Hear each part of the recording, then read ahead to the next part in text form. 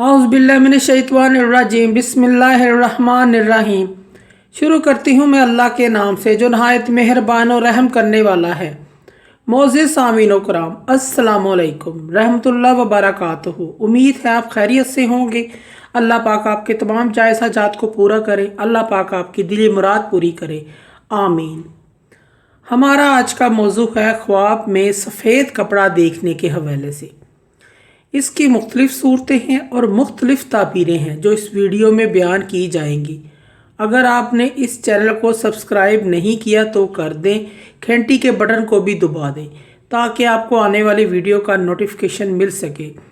अगर आप ख्वाबों की सच्ची ताबीर जानना चाहते हैं तो इस वीडियो को आखिर तक लाजमी देखें।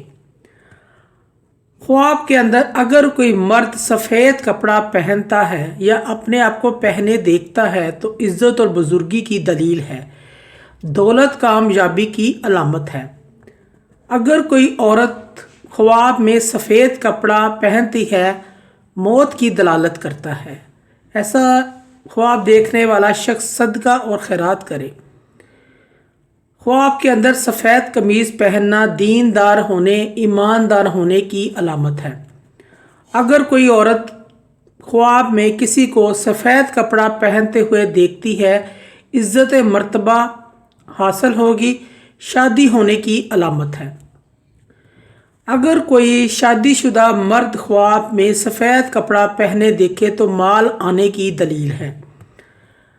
अगर कोई शख्स ख्वाब में कोई मैला, गंदा, पुराना कपड़ा देखे तो गम, दुख, परेशानी की अलामत है।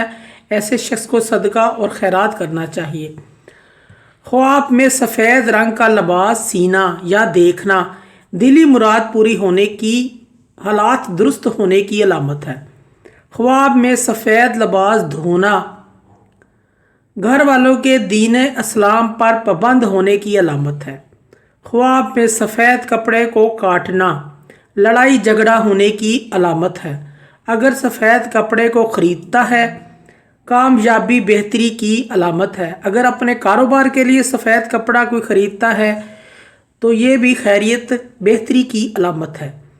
मोअज़्ज़िज़ सामीन व कराम, अगर आपको हमारी ये वीडियो अच्छी लगी है तो इसे ज़्यादा से ज़्यादा सदका जारिया समझकर लाइक और शेयर करें।